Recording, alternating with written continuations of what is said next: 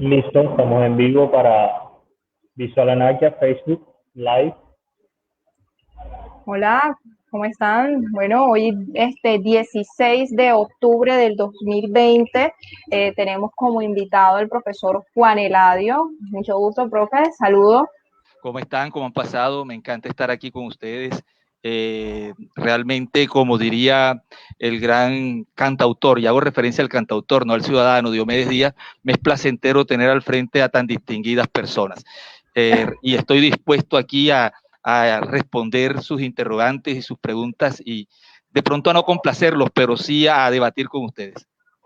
Profe, encantada con eso. Y fíjese, bueno, Jorge y yo tenemos una temática que aborda no solamente los desafíos impostergables que tiene la educación en Colombia en general, sino que también tenemos los desafíos que nos conlleva a nuestra área, las ciencias sociales, a la historia, filosofía, a la geografía en un territorio, en un país en el que, bueno, digamos que estamos en un momento de disputa y siempre ha estado como esa disputa en que no se puede realmente o no se ha podido realmente superar algunos obstáculos que han venido trascendiendo desde, desde hace mucho.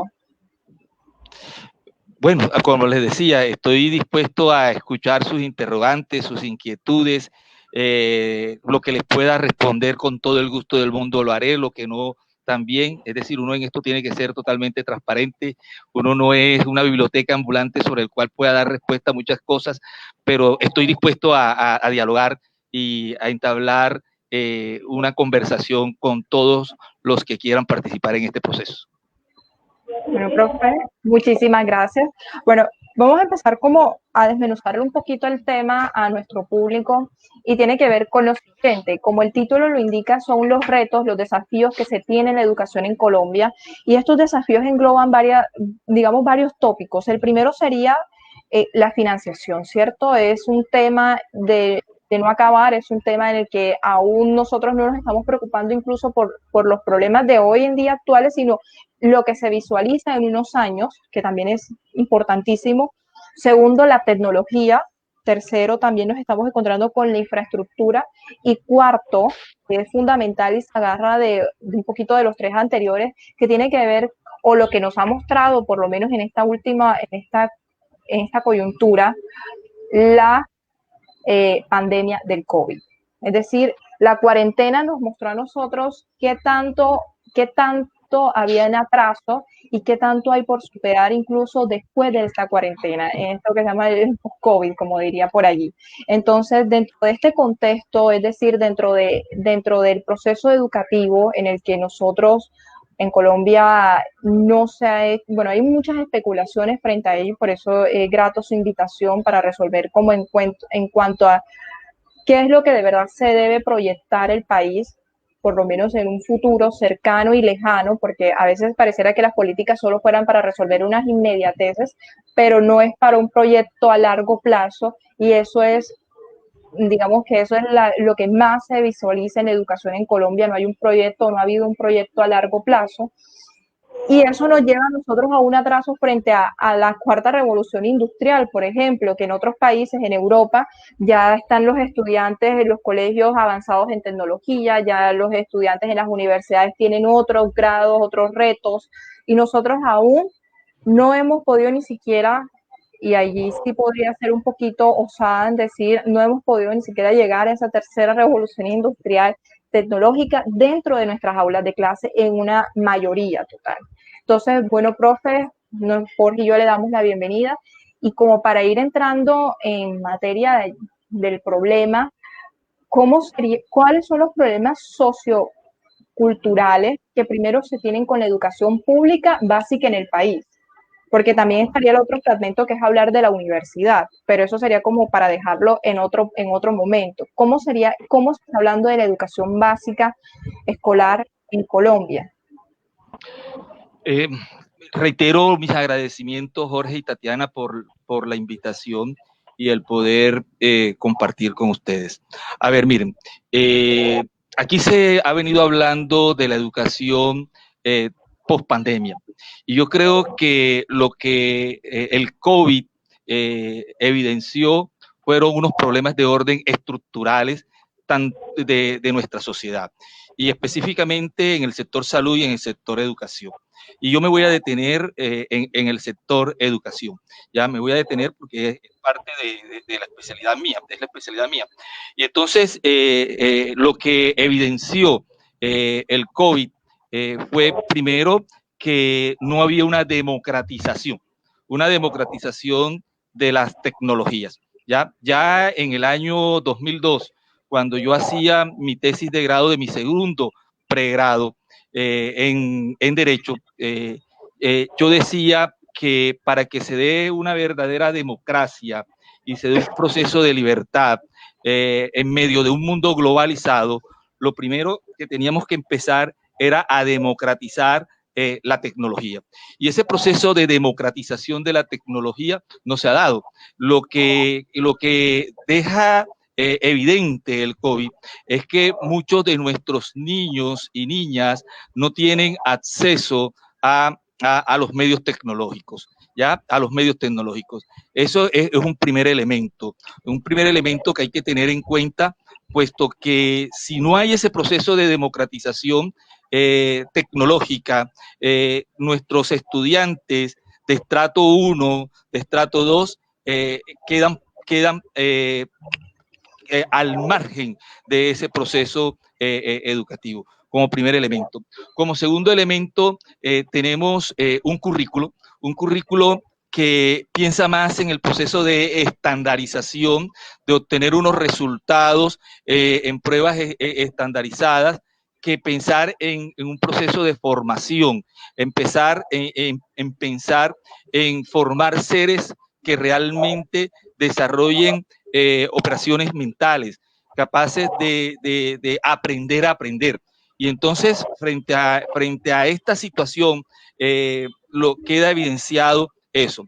También queda evidenciado toda una realidad social en la que están insertados nuestros estudiantes de estrato 1 y de estrato 2 y de estrato 3. ¿Cuál realidad social?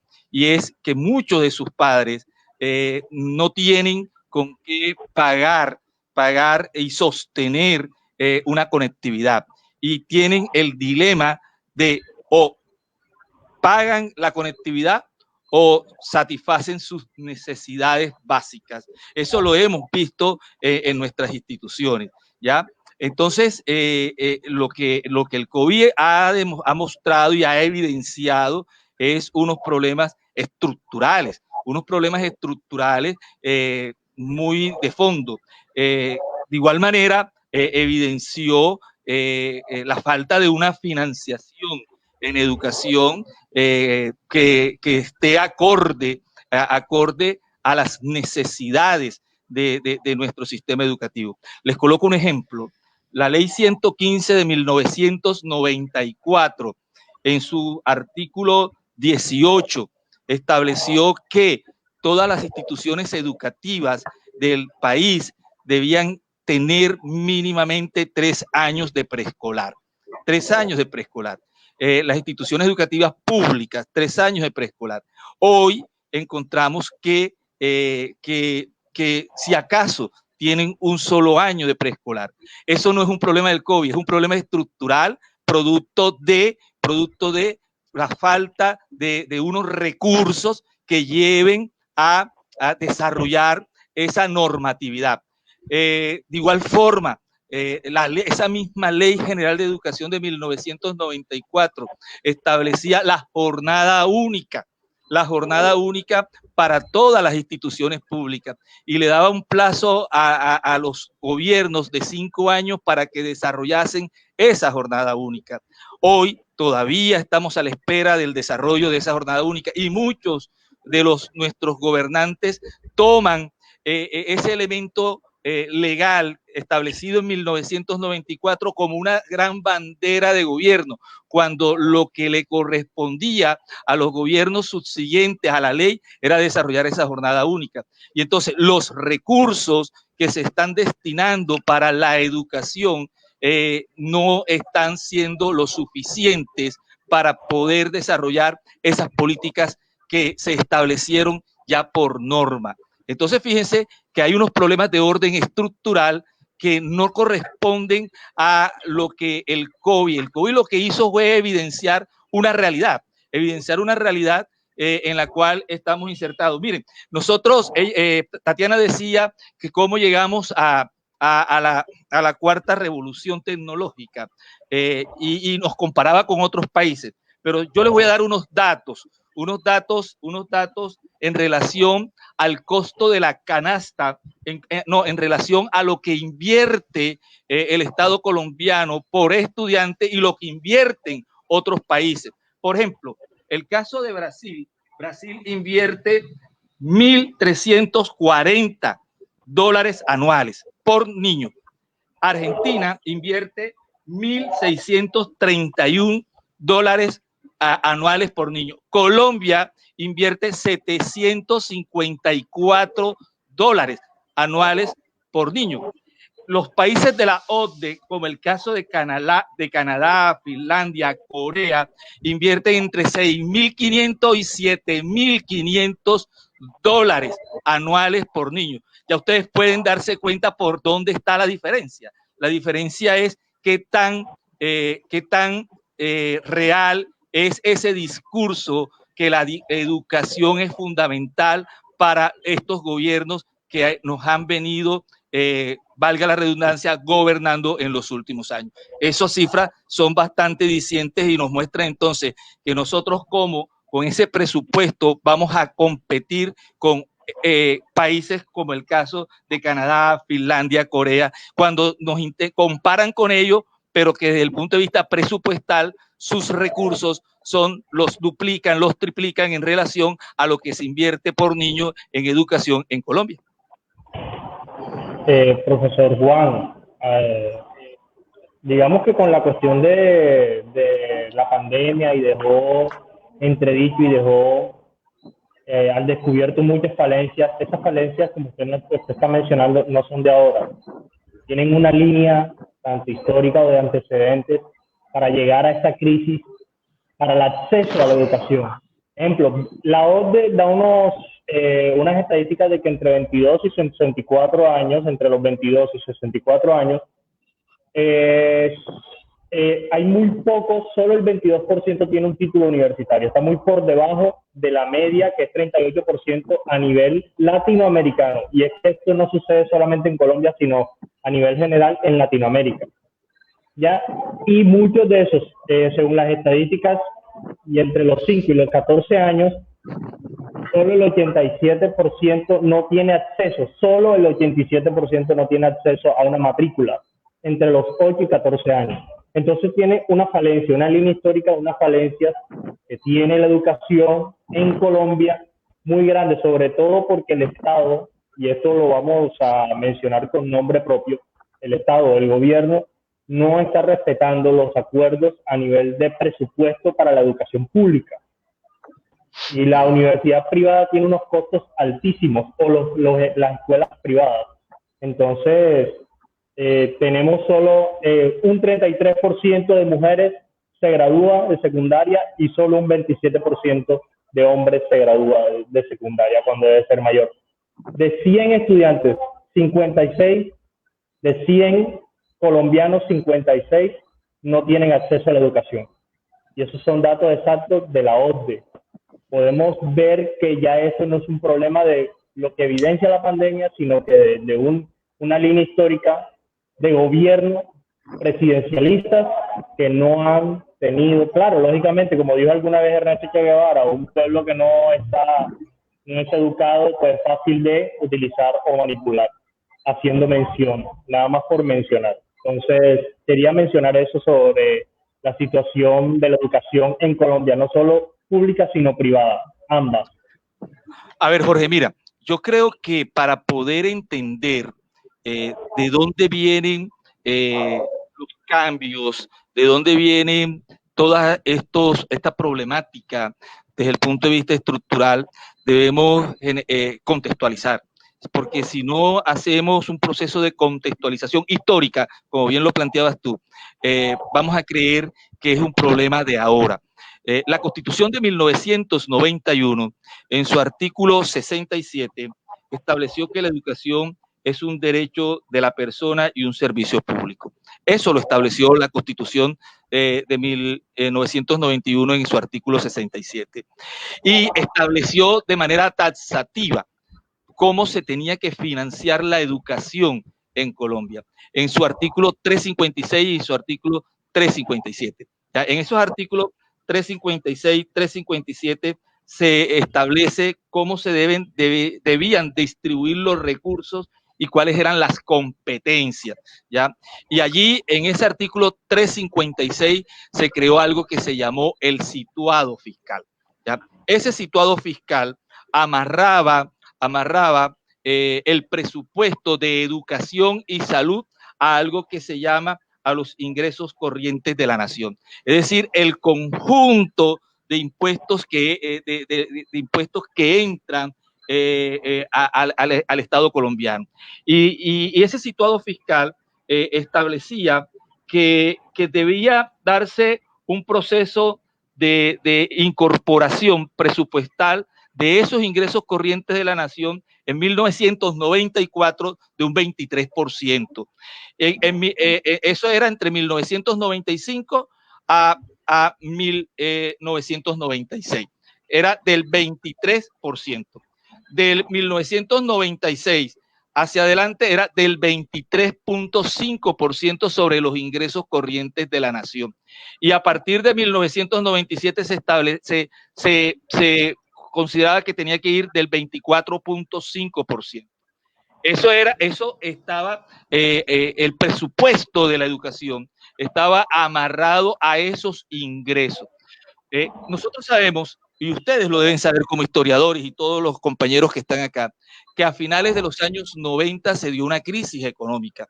A finales de los años 90 se dio una gran crisis económica, y esa crisis económica llevó a que el Estado colombiano hiciera un convenio con el Fondo Monetario Internacional por un préstamo de 2.700 millones de dólares.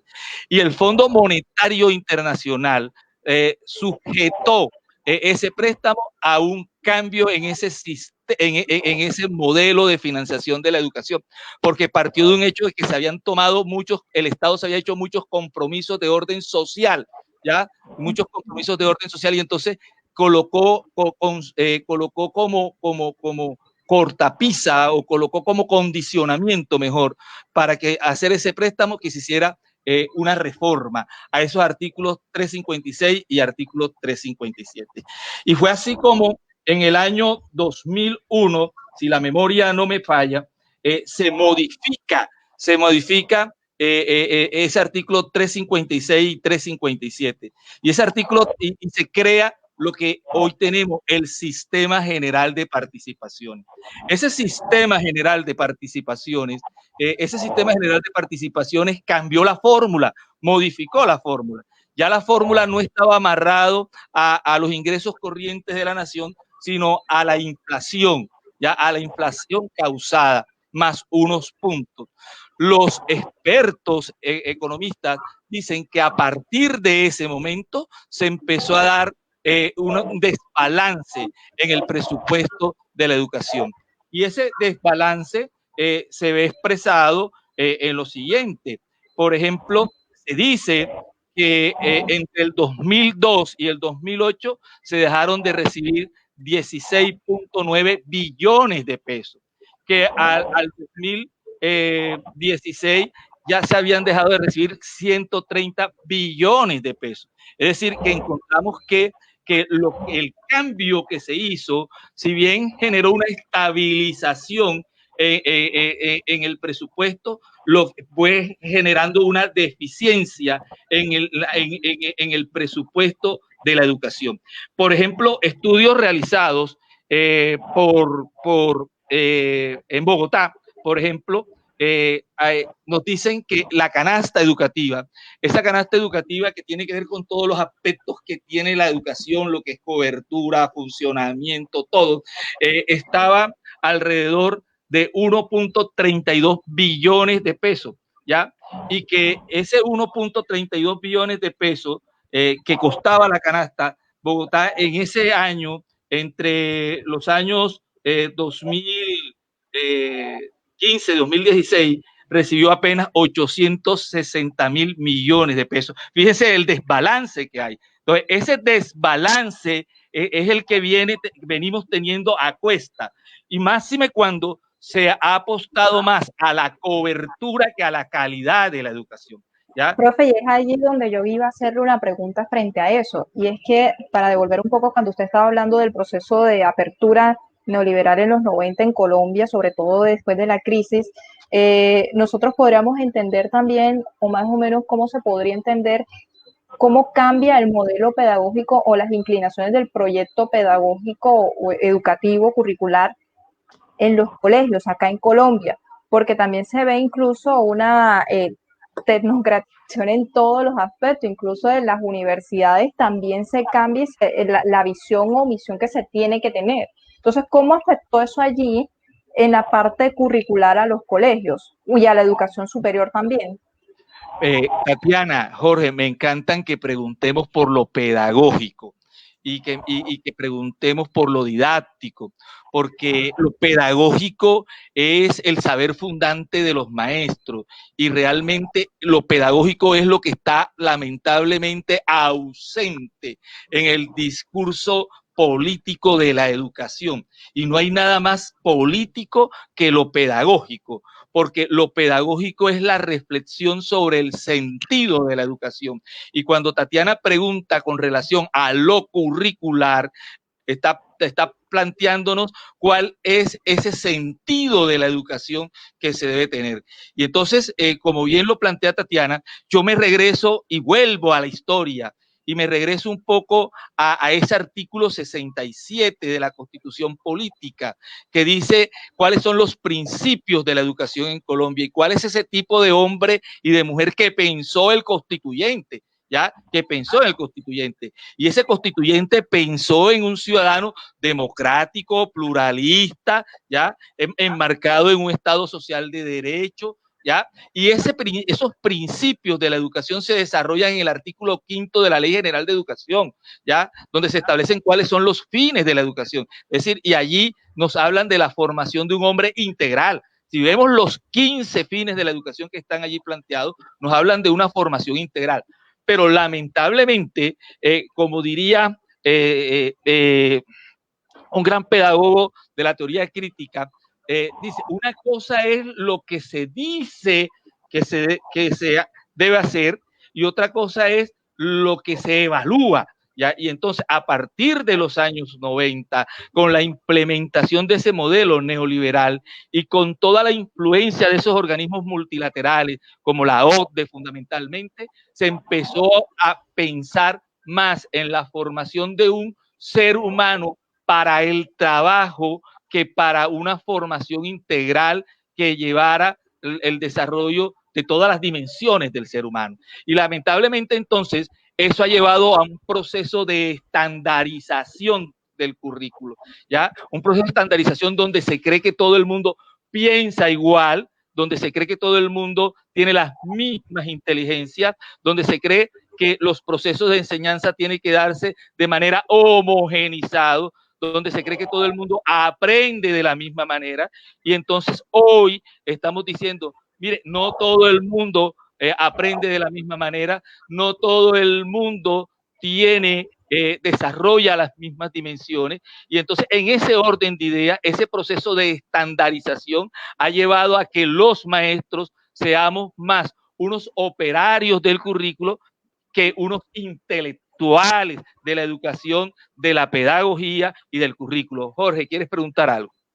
Sí, esto tiene mucho que ver con lo que Paulo Freire en la pedagogía del oprimido mencionaba, que era sobre la educación bancaria, en donde todo es una línea, hablando desde el punto de vista pedagógico, en donde el profesor no tiene un apoyo dentro de económico alto, no se le mantiene a nivel económico o se le paga lo que realmente enseña, entonces eso intercala sobre el estudiante a nivel pedagógico. Entonces, es lo que mencionaba Paulo Freire alguna vez sobre la educación bancaria, y donde un estudiante que no le va bien en matemáticas o en español o en inglés, realmente no sirve para nada. Y eso es una vieja, un viejo modelo que todavía hoy se sigue implementando. Y si podemos ver las cifras en cuanto a inversiones, siempre están las ciencias básicas de esto y muchas otras quedan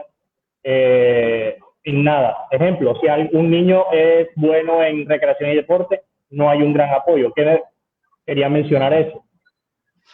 Mira, Jorge, en un artículo que yo, modestia aparte, escribí y que me publicó la revista Mauta, que hablábamos sobre la enseñanza de las ciencias sociales en el contexto de la globalización, yo decía lo siguiente: la teoría crítica de la sociedad develó esa parte en el sentido de que muchos se pensaban y se preguntaban de por qué las ciencias sociales, por qué la historia, por qué las ciencias humanas no le gustaban a los jóvenes. No es que no les guste, no es que no les guste, es que el sistema le ha vendido la idea de que para qué se estudia historia, de que para qué se estudia sociología, de para qué se estudian las artes, si eso no da plata.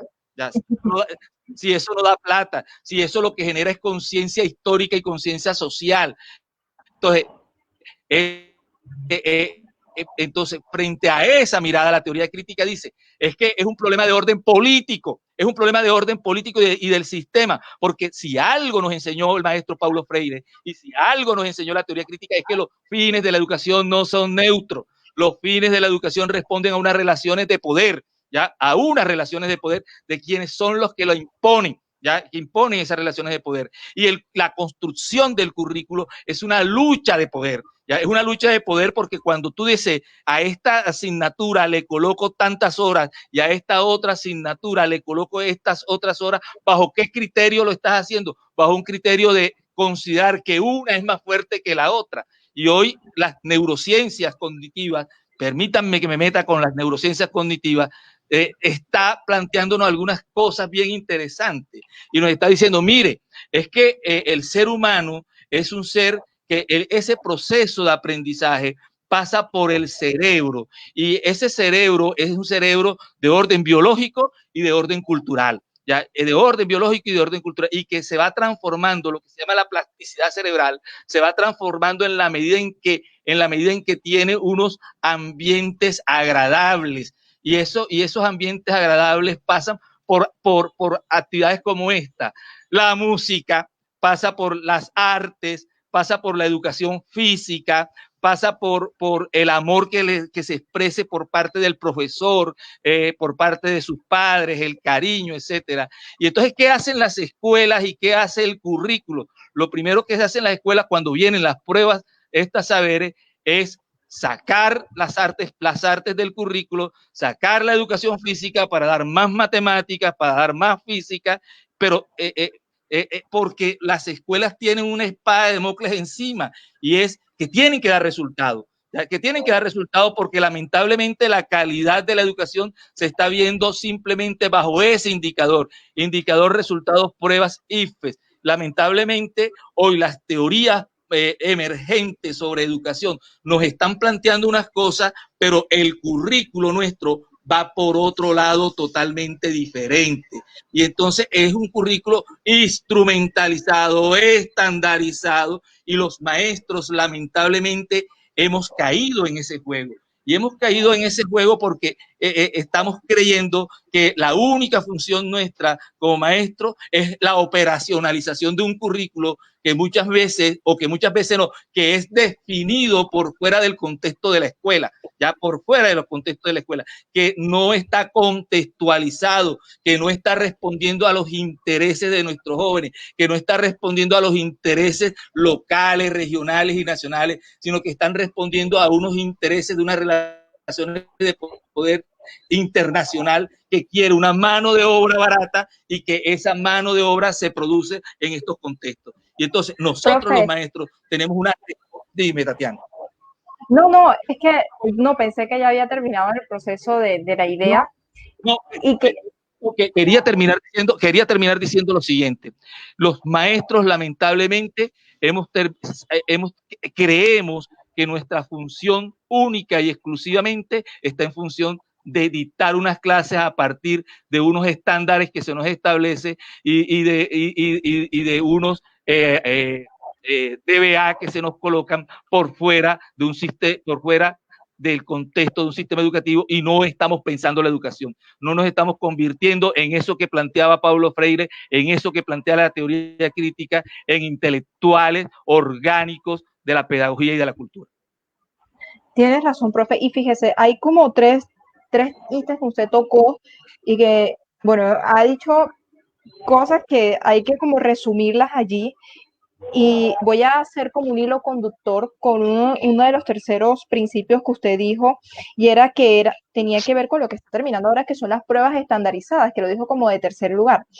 Y en ese proceso de pruebas estandarizadas también nos encontramos con una problemática actual, y yo quisiera como, pues digamos, traer en la conversación a un contexto puntual de hoy en día, y es si las universidades, la mayoría de las universidades, estamos viendo que hay una desigualdad académica en Colombia impresionante. No es lo mismo los colegios, porque, bueno, primero los colegios públicos a los colegios privados hay una diferencia bastante trascendental en cuanto a los contenidos que se dan, en cuanto a la forma en cómo se tienen que dar, etcétera. Segundo, también nos encontramos con las grandes diferencias que hay entre lo urbano y lo rural.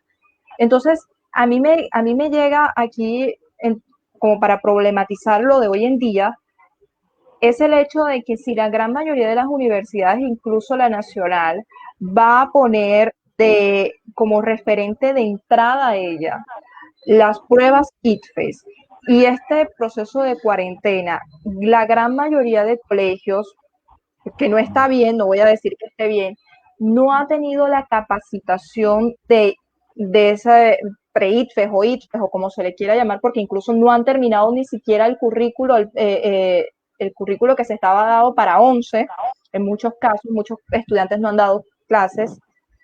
¿Cómo sería ese panorama? Porque realmente visualizarlo para el siguiente año es bastante nefasto, o sea, tomando como unas suposiciones acá. Si no hay una capacitación de estos estudiantes de colegios públicos y sobre todo rurales para el ICFES, las universidades se están adaptando a eso porque les ha tocado adaptarse a ese sistema, pues para no fracasar en el intento, por decir así. ¿Qué se le puede esperar a estas nuevas, sobre todo a estas nuevas promociones, frente a esa entrada también a la universidad? Mire, yo lo que creo es una cuestión. Yo creo que cada universidad, en su autonomía universitaria, debería desarrollar su sistema de evaluación. Lo que sucede es que en ese juego de recursos para la universidad es ahorrarse una platica. Es ahorrarse una platica porque de una u otra forma el joven presenta su prueba y esa prueba él la trae y la universidad no tiene que hacer una inversión en esa prueba. Yo creo que, claro, el examen, la universidad no puede renunciar a la realización de su prueba. ¿A partir de qué? A partir de los perfiles que ella quiere construir, ¿ya? A partir de esos perfiles. Es decir, cada institución tiene unos perfiles, ¿ya? Para desarrollar. Claro que vamos a encontrar unas grandes brechas y vamos a encontrar unas grandes dificultades, vamos a encontrar una gran diferenciación de realizarse esas pruebas, ¿ya? Puesto que no es lo mismo ese joven que está en una zona urbana, que no ha tenido acceso ni siquiera a un contacto con sus maestros, aquel joven de estrato 6 que no solamente tiene acceso a la conectividad, sino que tiene unos instrumentos que les permite desarrollar unos mejores procesos. De salida hay unos inconvenientes. Por eso FECODE está planteando que debe pensarse seriamente cómo hacerse ese proceso de admisión en relación para este 2021 con relación a las universidades. Pero sí hay unos enormes problemas, que se nos plantean, y que las universidades en su autonomía deberían pensar y deberían tomar unas decisiones con relación a eso. Profe, ya que usted menciona FECODE, digamos, en la problemática y sobre todo por la cual es el motivo inicial de hacer este encuentro, es de un trino que surge de FECODE anunciando que no hay unas garantías, si no hay unas garantías educativas para el próximo año, no entrarían tampoco los colegios. ¿Qué tanto afectaría eso? Y sobre todo, porque primero responder esa parte y segundo, la segunda parte sería frente a la propuesta de una senadora de utilizar esa parte de esos recursos para dárselo a los padres y que se vayan a escuelas privadas. Entonces aquí encontramos como dos posturas, y ya que usted lo dice con respecto a FECODE, entrar en materia de lo que está pasando en la actualidad. A ver, mire, yo creo que aquí hay que mirar dos cosas. Uno, sin duda alguna, los niños, sobre todo los de la primera infancia, necesitan un proceso de socialización que no se da de manera plena a través de esta virtualización. Es decir, sin duda debe darse un proceso de socialización, de empatía, pero aquí estamos frente al otro aspecto. ¿Qué debe primar? ¿La vida o eso? ¿Ya? ¿Qué prima? ¿Qué es lo fundamental? ¿La vida o eso? Porque no podemos perder de vista que el COVID no se ha ido. Es decir, los datos que nos muestra a nivel internacional es que se está dando una nueva forma, un rebrote, se viene dando un rebrote a nivel mundial. Es decir, nada más ayer uno encuentra que Rusia, el Reino Unido, Francia, están regresando nuevamente a tomar decisiones en torno a eso, ¿ya? Y entonces la pregunta es, ¿nuestras instituciones educativas públicas tienen unas infraestructuras adecuadas para garantizar todo ese distanciamiento social? ¿Tiene unas infraestructuras para garantizar esa seguridad? Nuestros estudiantes tienen los elementos necesarios para hacer ese distanciamiento social. Nuestras escuelas tienen el espacio suficiente para eso, y tenemos que decir no, ya no lo tienen. Ya hay unas instituciones que están mejores que otras, pero en la gran mayoría encontramos que la mayoría de las instituciones educativas públicas no tienen esas infraestructuras, como primer elemento.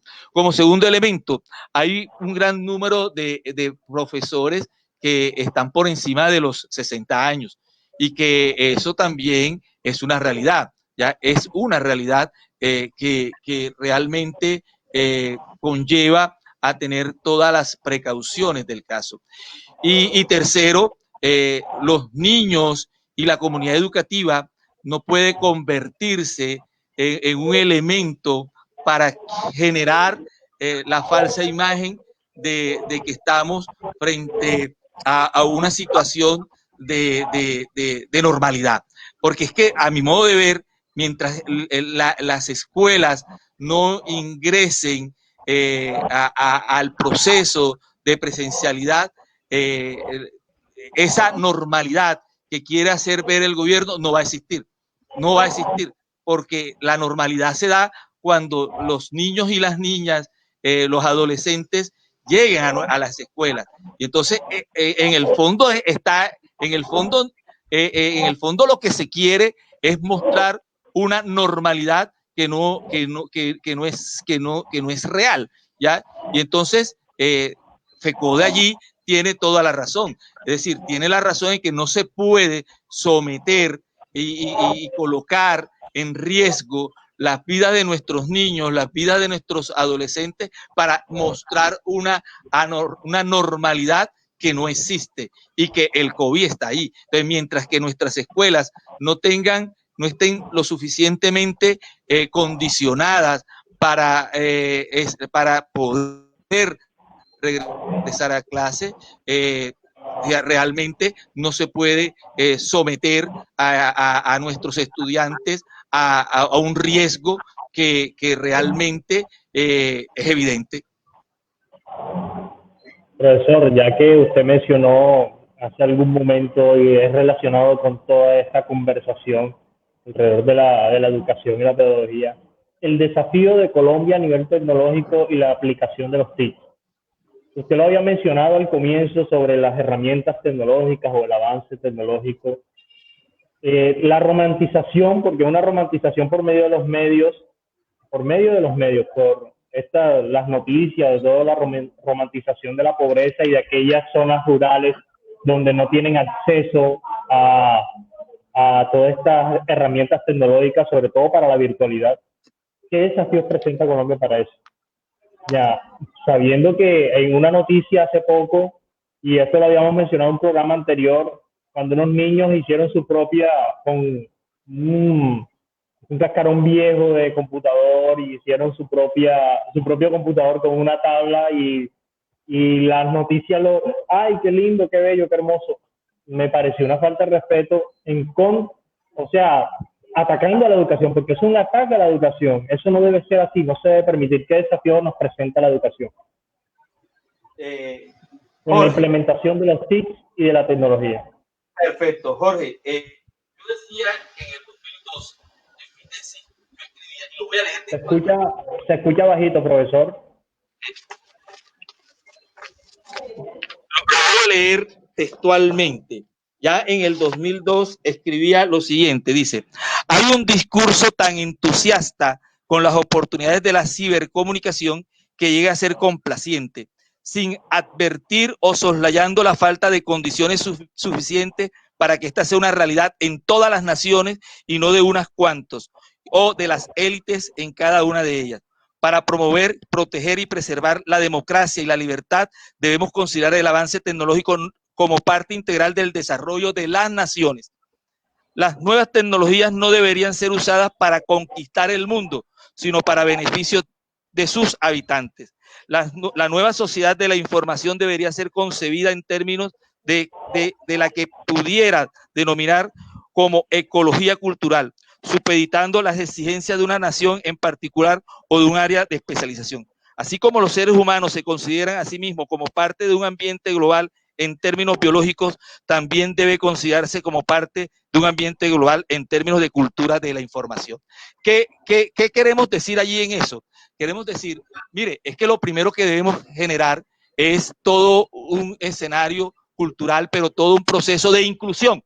Es decir, ¿cómo logramos? Es que la tecnología no es simplemente el que yo use el celular. La tecnología no es simplemente el que yo use el portátil. La tecnología es cómo yo desarrollo un pensamiento creativo para generar nuevos procesos, ¿ya? Nuevos procesos. Es decir, cualquiera tiene un celular, cualquiera tiene un portátil, pero cómo desde el punto de vista de lo pedagógico y de lo didáctico, cómo convertimos esa tecnología en un instrumento capaz de generar un proceso de formación significativo en nuestros estudiantes. Porque yo puedo inundar mi aula de clase de tecnología, yo puedo inundar mis aulas de clase de distintos instrumentos, pero si sigo desarrollando, pero con ello puedo desarrollo una clase tradicional. Entonces, los desafíos desde el punto de vista tecnológico es primero la democratización de la tecnología. Eso tiene que ser un hecho, cómo democratizamos esa tecnología, donde nuestros niños y niñas tengan acceso a ella. Hoy no todos tienen acceso a la conectividad, pero no todos tienen acceso a los instrumentos. Es triste y lamentable, por ejemplo, que en nuestras escuelas los niños todavía estén haciendo eso, una caja pintando el computador y entonces creyendo que con eso estamos desarrollando tecnología. No, estamos engañando a nuestros estudiantes, los estamos engañando, simplemente estamos haciendo un proceso de decirles a ellos, miren, ustedes manténganse así que con esto ustedes van a avanzar. No, no, no, no. Es triste y lamentable. Y es triste y lamentable que los medios de comunicación se presten a eso y no hagan las críticas suficientes a un Estado que se gasta miles y miles y miles de millones en la guerra, que se gastan miles y miles y miles de millones en corrupción y que no hacen las inversiones necesarias para desarrollar un pensamiento creativo que le permita generalmente a nuestros estudiantes acercarse a esa tecnología y poder entonces generar nuevas cosas. Es que a causa de eso aparece entonces la educación alternativa. Y eso es algo que se ha venido presentando en los últimos años, la educación alternativa, los famosos llamados homeschooling, que es las escuelas en casa, es la educación del hogar. ¿Por qué? Por las falencias tanto a nivel estatal o la aplicación de las políticas públicas en materia de educación y sobre todo por algunos tipos de falencias presidenciales o dentro los mismos claustros, tanto universitarios como de materia secundaria o primaria. Jorge, voy a acudir un poquito a la historia para aterrizar en algo. Todos los cambios en los sistemas educativos históricamente se han dado por fuera del establecimiento. Se han dado por fuera del establecimiento. En la antigüedad, en el siglo V, en el Renacimiento, en el movimiento de la Ilustración, se han dado por fuera del establecimiento.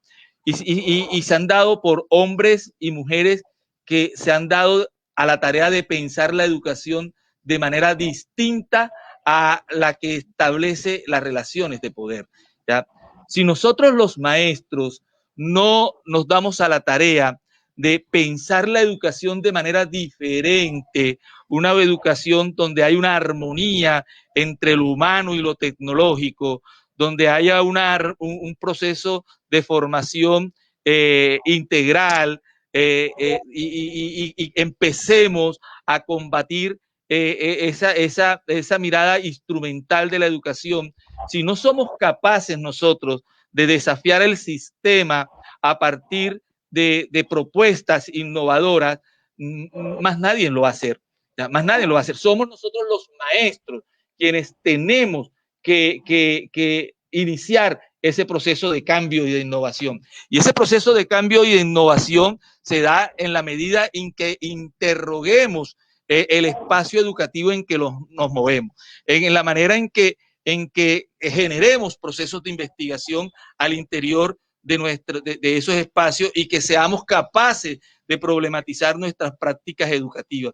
Si nosotros los maestros no somos capaces de problematizar esas políticas educativas y de problematizar nuestras prácticas educativas y de preguntarnos el qué, el cómo, el dónde, el por qué y de darle respuesta a eso a partir de unas miradas distintas, vamos a continuar en lo mismo. Ya, vamos Profe, a continuar ya lo que mismo. usted está diciendo, ya que usted está mencionando eso y como para ir cerrando ideas, porque de verdad es un tema tan amplio que uno no podría, digamos que cerrarlo en unas solas o dos opciones o dos ítems porque sería muy, muy limitante.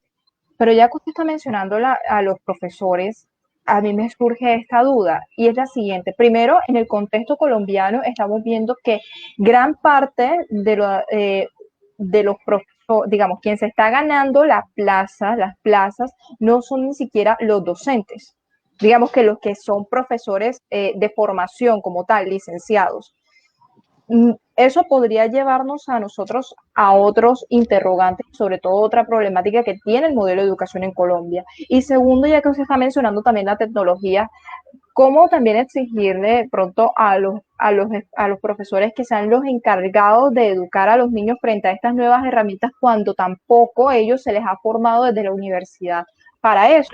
Y nosotros podríamos contextualizarnos, ya que los tres somos integrantes, por decirlo así, activos de la Universidad del Atlántico, miembros egresados por general. Entonces nosotros no tuvimos esa formación tampoco tecnológica y llegar también a esa problemática de la educación, de formar a unos estudiantes frente a ese uso de las herramientas, también está como, digamos, el meollo del problema, ¿no? Entonces sería como dos puntos también a aclarar para entender el papel fundamental que están teniendo la docencia en sí en los programas educativos. Primero, quiénes son los que se están ganando la plaza de docencia en los colegios. Y segundo, cuál ha sido la formación que tienen o las necesidades que tienen algunos docentes en su formación profesional para implementar esas herramientas. Tatiana, mira, esa pregunta que tú planteas nos lleva a develar una de las grandes contradicciones que tiene la legislación educativa en Colombia. Por una parte, los procesos de acreditación de las facultades de educación le exige que implementen mayores créditos a los licenciados en didácticas y pedagogía, porque se parte del hecho de que la pedagogía y la didáctica deben ser las disciplinas fundantes de la profesión docente. Eso se exige y se le pide a las facultades de educación. Pero por otro lado, el decreto que reglamenta el proceso de vinculación de los docentes, el 1278, abre un gran boquete y permite que profesionales de otras, que no tienen formación pedagógica y que no tienen formación didáctica, concursen y participen en esos concursos. Y entonces les da un tiempo para que hagan un diplomado o hagan una especialización para que incorporen en su saber los saberes pedagógicos y didácticos. Ahí hay una contradicción enorme.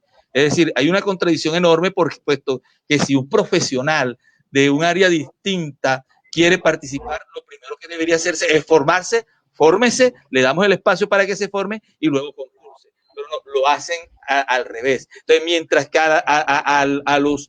en las facultades de educación se le exige a los licenciados tener una fuerte formación pedagógica y didáctica, en los concursos docentes se abre el proceso en el cual cualquiera puede participar y posteriormente incorporar esos saberes. Eso por una parte. Por otra parte, encontramos algo bien interesante y eso lo arrojó la investigación que hicimos en el marco de nuestros estudios de maestría, y es que la mayoría de directores de las escuelas que están quedando no son licenciados. La mayoría pertenecen a otras áreas del saber.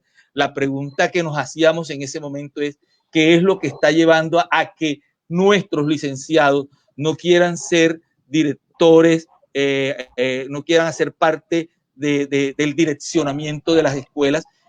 Y ahí podíamos encontrar que quizás esos planes de estudio que están en nuestras licenciaturas no están formándolos para asumir esos grandes retos y que simplemente los estamos formando creyendo que van a dictar clases. ¿Ya? Eso sería interesante profundizarlo. ¿Ya? Profundizarlo. Ahora, con relación a los tecnológicos, claro que sí, tenemos una falencia, hay enorme falencia en la parte tecnológica, pero yo insisto en algo, lo tecnológico sin lo pedagógico no funciona, lo tecnológico sin lo didáctico no funciona. Es decir, para poder convertir estos elementos en mediadores, debemos tener una teoría pedagógica y debemos tener una teoría didáctica que oriente esos procesos, porque si no simplemente es algo instrumental. Sí, así es, correcto. Ahora para ir cerrando, el tiempo aquí en los medios virtuales es un poco limitado. Entonces, Pompeyo Arteta menciona y pregunta, primero un cordial saludo le manda, ¿desde dónde se podría pensar y avanzar en una política alternativa para la educación pública que a su vez permita superar la estandarización y la política educativa neoliberal? Pompeyo, un fuerte saludo, un fuerte abrazo. Pompeyo fue estudiante mío, yo fui el asesor de trabajo de grado de Pompeyo. A ver, Pompeyo, podemos avanzar a partir de, uno, de unos modelos pedagógicos que miren al ser humano de una manera integral, que miren al ser humano como una manera integral, que lo mire como un ser bio, psico, socio, neurocultural. Eso que implica un ser social, un ser biológico, un ser de la mente, un ser neurológico, un ser de la cultura. Y a partir de ahí empezar a construir y ver la educación desde un punto de vista contextualizado. Es decir, y verla desde el punto de vista contextualizado implica mirarla desde una realidad, desde lo local, desde lo nacional y desde lo y desde lo global. Eso implica tener eso, e implica desafiar las políticas públicas, implica que los maestros recobren su voz, implica que los maestros dejen de pensar que simplemente están para reproducir un currículo y para reproducir unos DBA e ir más allá. El maestro como intelectual de la educación, de la cultura y de la pedagogía está para definir el sentido de la educación, hacia dónde debe ir la educación y sobre todo hacia dónde debe ir la educación en un estado social de derecho. Ya, en un estado social de derecho. ¿Cuál es el tipo de ciudadano que debemos formar para ese estado social de derecho? Ya, eso sería una reflexión para una próxima ocasión.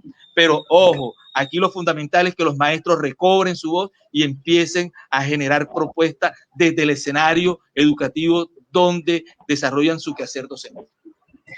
Perfecto, profe. Entonces, como para nosotros ir ya cerrando, porque sería prolongar más esta discusión, nosotros tendríamos que enfocarnos en Colombia en los retos tecnológicos, financieros, de infraestructura, pero sobre todo pedagógico, un reto que aún no se ha superado y que todavía incluso constitucionalmente estamos debiendo desde la parte legal. La educación pública frente a la educación privada también tiene unas brechas inmensas y no se está hablando ni siquiera porque ese es el otro problema. También el neoliberalismo nos trajo a nosotros una cantidad dio la puerta abierta a que se crearan tantas instituciones privadas que también carecen de esos índices de calidad y que prácticamente, sobre todo eso se nota muchas veces en las universidades, lo que tienen para mostrar es infraestructura. Entonces, aquí nos ponemos nosotros como a pensar en la balanza de qué es lo que realmente se debe idealizar en la educación en Colombia y sobre todo lo que aún está pendiente por resolver. Entonces, bueno, profe, ha sido un gusto realmente tenerlo acá, el tiempo se acorta, este tercer espacio realmente termina convirtiéndose en un segundo, ya pasó la hora, ya estamos finalizando, como quien dice, el año, el programa, ya pues también estamos en ese proceso de reevaluar lo que viene también en la post-cuarentena, que es lo que se llama. Ya no es igual unos meses a lo siguiente, entonces es pensar no solamente desde el punto de encerrados en el curso, sino también qué es lo que viene social para nosotros en Colombia. Entonces, eso nos pone a nosotros a pensar en los desafíos que también tiene Colombia económico y social frente a lo que viene después de la cuarentena, ahora lo que sigue.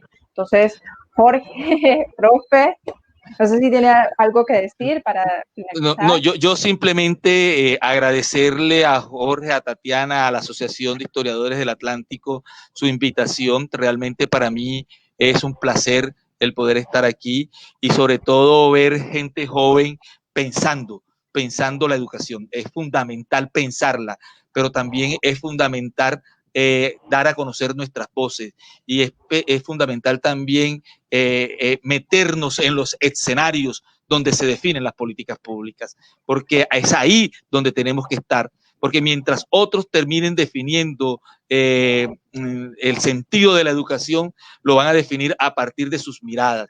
Y de lo que se trata es que hagamos un gran acuerdo nacional en torno a cuál debe ser el sentido de la educación en nuestro país. Y realmente hasta el momento lo que ha venido predominando es esa mirada instrumental de la educación estandarizada en función simplemente de construir mano de obra para un mercado laboral.